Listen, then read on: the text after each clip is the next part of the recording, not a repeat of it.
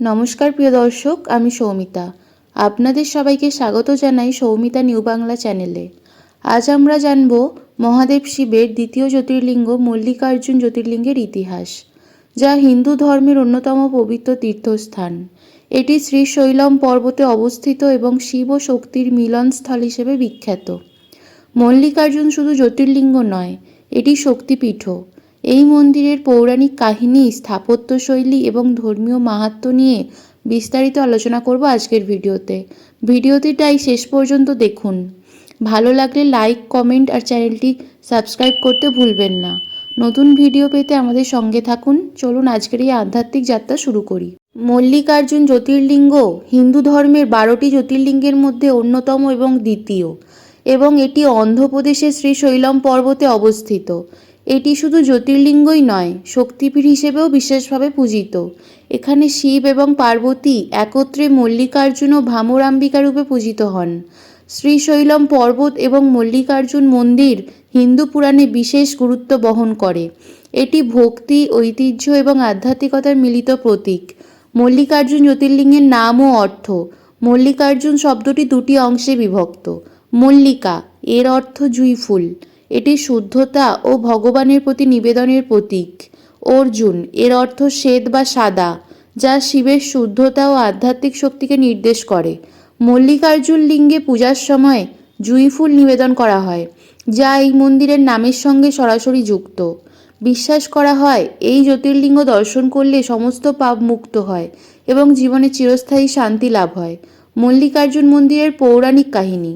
এই মন্দিরের সঙ্গে বিভিন্ন পৌরাণিক কাহিনী জড়িত, যার মধ্যে অন্যতম হল শিব ও পার্বতীর দুই পুত্র কার্তিকেয় ও গণেশের কাহিনী। একবার শিব ও পার্বতী সিদ্ধান্ত নেন যে তাদের দুই পুত্রের মধ্যে কে বড় তা নির্ধারণ করবেন। একটি প্রতিযোগিতার আয়োজন করা হয়, যেখানে শর্ত ছিল যে প্রথমে পৃথিবী পরিক্রমা করে আসবে তাকে বিজয়ী ঘোষণা করা হবে। কার্তিকেয় তার বাহন ময়ূরে চড়ে পৃথিবী পরিক্রমায় বেরিয়ে পড়েন। তবে গণেশ তার বুদ্ধি ব্যবহার করে শিব ও পার্বতীকে ঘিরে 3বার পরিক্রমা করেন এবং বলেন পিতামাতার পরিক্রমাই পৃথিবী পরিক্রমার সমান। গণেশের এই যুক্তি শিব ও পার্বতী গ্রহণ করেন এবং তাকে বিজয়ী ঘোষণা করেন। কার্তিকেয় ফিরে এসে জানতে পারেন তিনি প্রতিযোগিতায় হেরে গেছেন।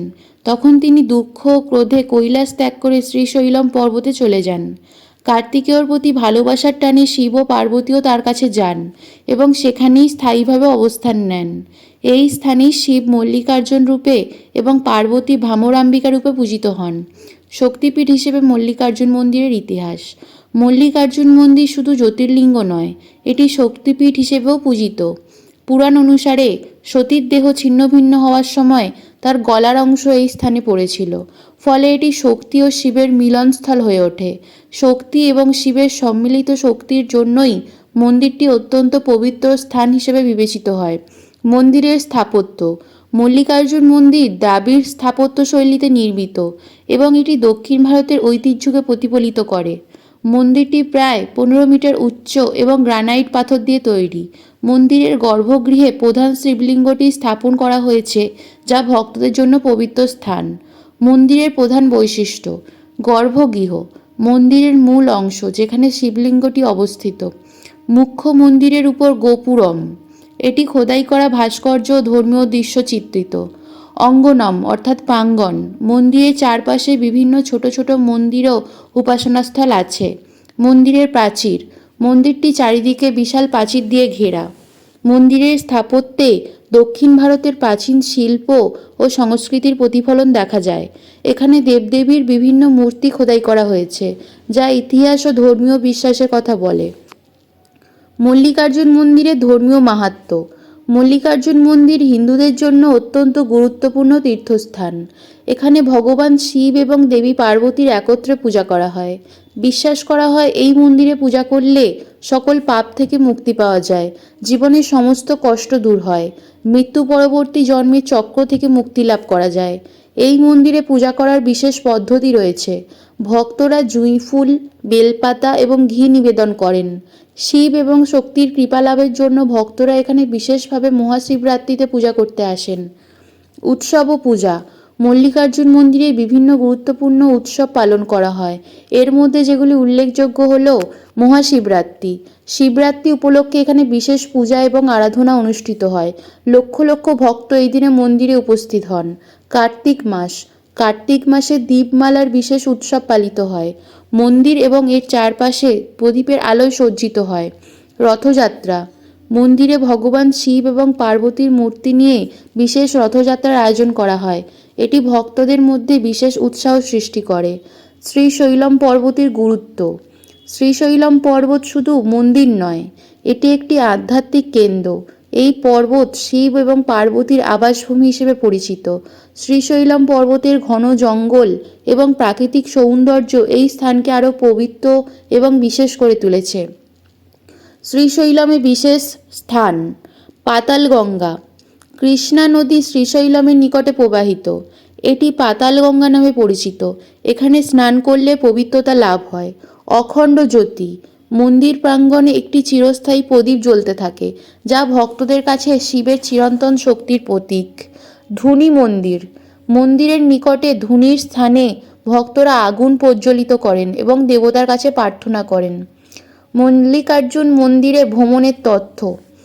অবস্থান। মল্লিকার্জুন মন্দিরটি অন্ধ্রপ্রদেশের কর্নুল জেলার শ্রীশৈলম পর্বতে অবস্থিত। যোগাযোগ। বিমানপথে নিকটবর্তী বিমানবন্দর হল রাজীব গান্ধী আন্তর্জাতিক বিমানবন্দর, হায়দ্রাবাদ, যা মন্দির থেকে প্রায় 235 কিলোমিটার দূরে। রেলপথ। নিকটবর্তী রেল স্টেশন হল মার্কারাস স্টেশন, যা মন্দির থেকে 85 কিলোমিটার দূরে। সড়কপথ। সড়কপথে মন্দির সহজেই পৌঁছানো যায়। হায়দ্রাবাদ থেকে মন্দিরের জন্য সরাসরি বাস পরিষেবা রয়েছে। থাকার ব্যবস্থা। মন্দির কর্তৃপক্ষের পরিচালিত ধর্মশালা এবং আশ্রম রয়েছে, যেখানে ভক্তরা কম খরচে থাকতে পারেন। মল্লিকার্জুন মন্দিরের দর্শনের মাহাত্ম্য। মল্লিকার্জুন মন্দিরে দর্শন শুধু একটি তীর্থযাত্রা নয়, এটি আধ্যাত্মিক উন্নতির পথ। এখানে শিব এবং পার্বতীর বিশেষ আশীর্বাদ লাভ করা যায়। বিশ্বাস করা হয় যে যারা এই মন্দিরে একবার দর্শন করেন তারা পুণ্যের ভাগী হন। শ্রীশৈলম পর্বতে যাত্রা করা মানে জীবনের সমস্ত পাপ ধুয়ে ফেলা। মৃত্যুর পর মুক্তিলাভ নিশ্চিত হয়। মল্লিকার্জুন জ্যোতির্লিঙ্গের মাহাত্ম্য শুধু ধর্মীয় নয়, এটি ভক্তি এবং আধ্যাত্মিকতার এক অপূর্ব মিলনস্থল। এখানে শিব এবং পার্বতীর মিলন প্রতিটি ভক্তকে এক গভীর আত্মিক অভিজ্ঞতা দেয়। শ্রীশৈলম পর্বত এবং মল্লিকার্জুন মন্দির হাজার হাজার বছর ধরে ভক্তদের কাছে পবিত্র স্থান হিসেবে বিবেচিত হয়ে আসছে এবং তা আজও অক্ষুণ্ণ। আপনারা সবাই এতক্ষণ আমাদের সঙ্গে থাকার জন্য অনেক ধন্যবাদ। মল্লিকার্জুন জ্যোতির্লিঙ্গ নিয়ে এই আধ্যাত্মিক যাত্রা আপনাদের কেমন লাগলো তা অবশ্যই কমেন্টে জানাবেন। ভিডিওটি ভালো লেগে থাকলে লাইক, কমেন্ট, শেয়ার, সাবস্ক্রাইব করুন এবং চ্যানেলটি সাপোর্ট করে পাশে থাকুন। নতুন নতুন বিষয় নিয়ে আবার দেখা হবে। ধন্যবাদ।